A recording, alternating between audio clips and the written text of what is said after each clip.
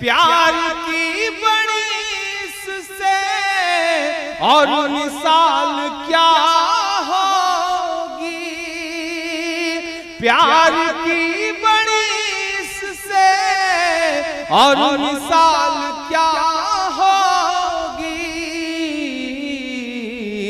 ہم نماز پڑھتے ہیں گنگا میں وضو کر کے۔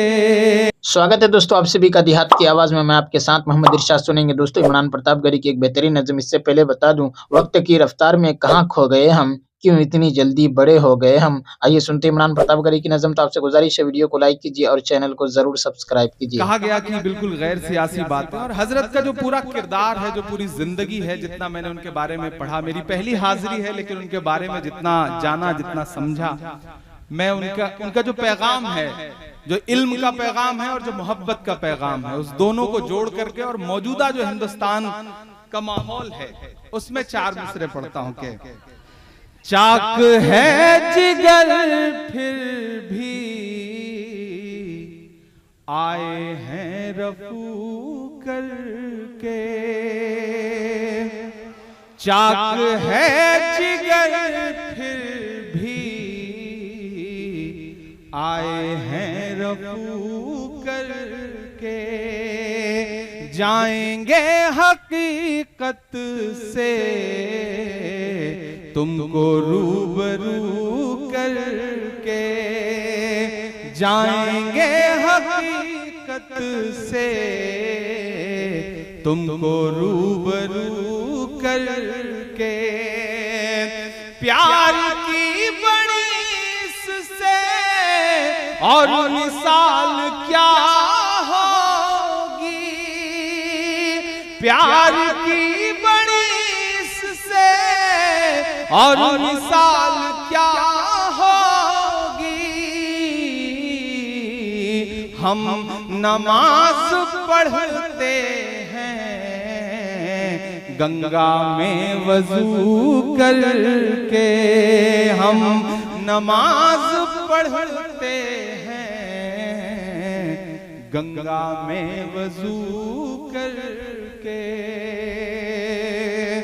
بہت شکریہ، بڑوں کی دعائیں ملی، بزرگوں کی دعائیں ملی، اور آخری چار مصرے کے لحد میں روشنی کے واسطے سامان لایا ہوں، لحد میں روشنی کے واسطے سامان لایا ہوں، میں اپنے دل کے اندر آیت قرآن لایا ہوں، میں اپنے دل کے اندر۔ اب آئیے تو سنیدہ ممبر و محراب کتاب سے سنتے ہیں کچھ بہترین باتیں۔ سورہ شورا میں فرمایا ظالموں کا نہ کوئی یار ہوگا نہ مددگار ہوگا۔ ظالم ایسا بدنصیب اور سیاہ بخت انسان ہے کہ قرآن جو ساری انسانیت کے لیے ہدایت کا پیغام اور روشنی کا مینار ہے، اس قرآن سے بھی ظالم کو ہدایت تو کیا ملے گی،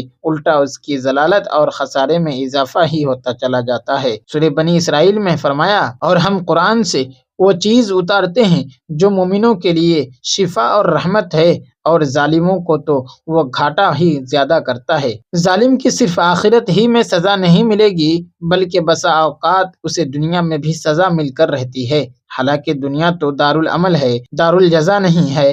اسی لیے اللہ تعالیٰ بہت سے گنہگاروں کی پردہ پوشی فرما دیتے ہیں اور دنیا میں انہیں مہلت پر مہلت دیتے چلے جاتے ہیں، لیکن ظالموں کو ان کے ظلم کا بدلہ دنیا میں بھی چکھا دیا جاتا ہے۔ ایک حدیث میں نبی کریم صلی اللہ علیہ وسلم کا ارشاد ہے کہ ظالم کے سوا کوئی گناہ ایسا نہیں جس کا بدلہ اور عذاب جلد دیا جاتا ہو۔ صادق و مصدوق نبی صلی اللہ علیہ وسلم کے اس فرمان کی روشنی میں آپ ظالموں کی پوری تاریخ کا مطالعہ کیجیے، قابیل سے لے کر فرعون و قارون تک، فرعون و قارون سے ابو جہل ابو لہب تک، اور ابو جہل و ابو لہب سے ہٹلر اور موسولینی تک، ایک ایک ظالم کا انجام دیکھیے۔ اللہ نے انہیں دنیا کے لیے عبرت کا سامان بنا بنا دیا۔ مختلف صحابہ پر ظلم کرنے والوں کی زندگی کے آخری ایام کا مطالعہ کیجیے، آپ کو ان میں سے ایک ایک عبرت کی زندہ تصویر بنا دکھائی دے گا۔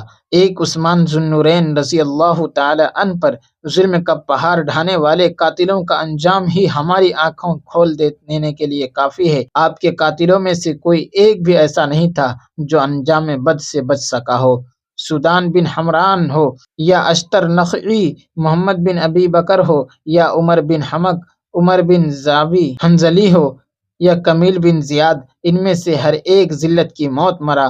سودان بن حمران کو تو موقع ہی پر موت کی نیند سلا دیا گیا، اشتر نخعی کو زہر دے کر ہلاک کر دیا گیا، محمد بن ابی بکر کو قتل کرنے کے بعد اس کی لاش کو گدھے کی کھال میں سی کر جلا دیا گیا، عمر بن حمق کو تیروں کا نشانہ بنایا گیا مگر وہ پہلے یا شاید دوسرے ہی تیر میں مر گیا۔ عمر بن زابی کو حجاج بن یوسف نے بغیر رحم کھائے ڈھیر کر دیا۔ تاریخ سے قطع نظر آپ اپنے گرد و پیش پر نظر ڈالیے، آپ کو ظالموں کے انجام بد کی بہت ساری داستانیں مل جائیں گی۔ ان زندہ اور سچی داستانوں سے عبرت حاصل کیجیے اور اپنے دامن کو ظلم و ستم سے حتی الامکان بچا کر رکھیے، ورنہ ہم بھی ان داستانوں کا عنوان بن سکتے ہیں۔ بدبختی کی انتہا۔ اس آیت کریمہ میں جن 3 منفی باتوں سے منع کیا گیا ہے ان کی وضاحت کتاب و سنت کی روشنی میں نے آپ کے سامنے کر دی، مگر رافضوں کی بدبختی اور سنگ دلی دیکھیے کہ ان کے بعض کالے دل، کالے لباس، کالے چہروں والے مفسرین نے اپنے کالے ہاتھوں سے اپنی کالی کتابوں میں لکھا ہے معاذ اللہ ثم معاذ اللہ کہ فحشا سے مراد ابو بکر، منکر سے مراد حضرت عمر فاروق، کہ فحشا سے مراد ابو بکر، منکر سے مراد حضرت عمر فاروق اور بغی سے مراد حضرت عثمان ہے۔ اسے کہتے ہیں قرآن کی معنوی تحریف، اور حقیقت یہ ہے کہ قرآن کی معنوی تحریف کرنے میں رافضی حضرات قادیانیوں اور پرویزیوں سے ایک قدم بھی پیچھے نہیں بلکہ ان سے 2 قدم آگے ہی ہوں گے۔ جیسے قرآن کریم میں لفظی تحریف حرام بلکہ کفر ہے، اسی طرح معنوی تحریف بھی حرام اور کفر ہے۔ دوستو ویڈیو کے آخر میں آپ سے گزارش ہے، اگر ویڈیو پسند آئی ہو تو ویڈیو کو لائک کیجیے اور چینل کو ضرور سبسکرائب کیجیے۔